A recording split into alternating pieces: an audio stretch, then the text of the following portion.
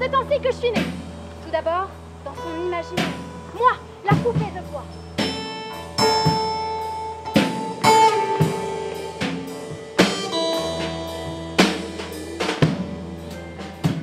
C'était comme un coup de poudre, d'abord lent, puis soudain, puis comme un coup de feu, dans les cœurs et malsains.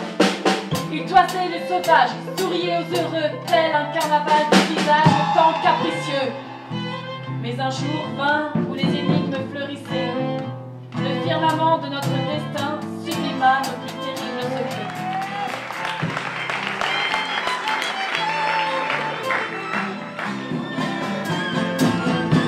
Il me regardait, interdit. J'avais encore ce goût d'infini dans la bouche. Quand à l'aurore, il avait ouvert les yeux. Le crépuscule était tombé sur ma lumière. J'aurais beau me réinventer ce moment, embellir ce regard constel de déception. Tout était terminé. Tout était terminé. Dans cette porte en bois, en or, en silence, éclateront pour nous faire taire. Nous rebondirons parmi les éclats des anges, riant de nos retrouvailles. Chauffés par la lune mourante, nous nous rendrons déchirés de nudité pour boire à sa bouche. Moi, la poupée de bois. Le petit garçon se mit à rêver d'une poupée fabriquée avec des branches qui deviendrait son amie et son amoureuse, son fidèle compagnon et son âme sœur. Chaque jour, en rentrant de la forêt, il gardait minutieusement des bouts de bois pour me construire moi en secret, pour me fabriquer en cachette. Chaque nuit, il venait me retrouver dans ses rêves pour rire, parler, danser, en espérant qu'un jour, je deviendrais réelle, une vraie petite fille. Aussi, j'attendais l'aurore, que tu viendrais allumer et consumer. Le feu qui foudroie et transmue, avec lequel rien, non vraiment rien n'est impossible. Assise sur une pierre, le regard lunaire, je regarde le ciel constellé, que les couleurs du soir ont supprimé. Cette beauté infinie du firmament me parle de tes sentiments, ceux que je connais, primitifs et sauvages, et ceux les plus secrets, avec tendresse et embellis plus sages, assise sur une pierre. At sunset,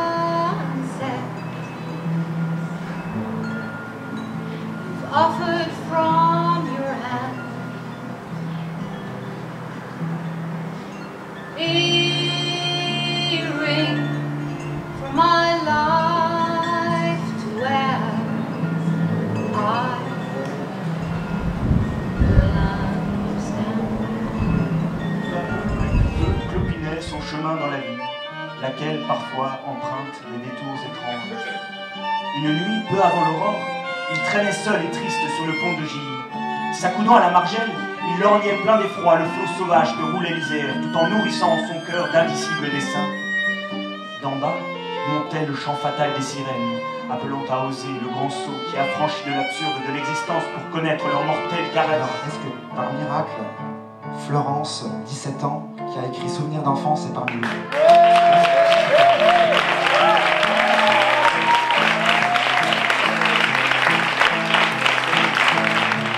Donc en fait, je voulais dire que je trouvais que Judith, si j'ai bien...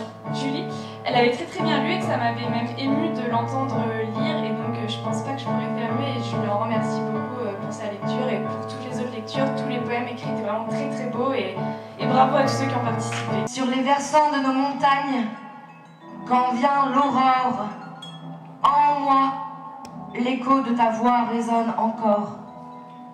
Te souviens-tu du vieux chalet de notre enfance? Il tombe en ruine sous le poids de ton absence. La nature sauvage a déjà repris ses droits. Ne reste que ma mémoire pour parler de toi.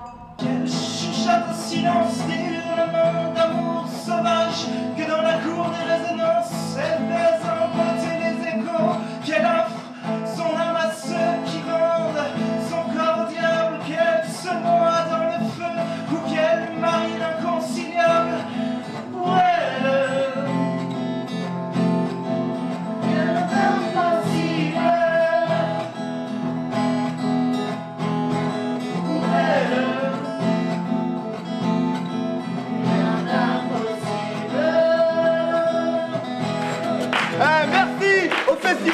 poésie, de musique. C'est qui est en train de faire? Franchement, on peut s'éclater. Ça me plaît, franchement, je vous le dis.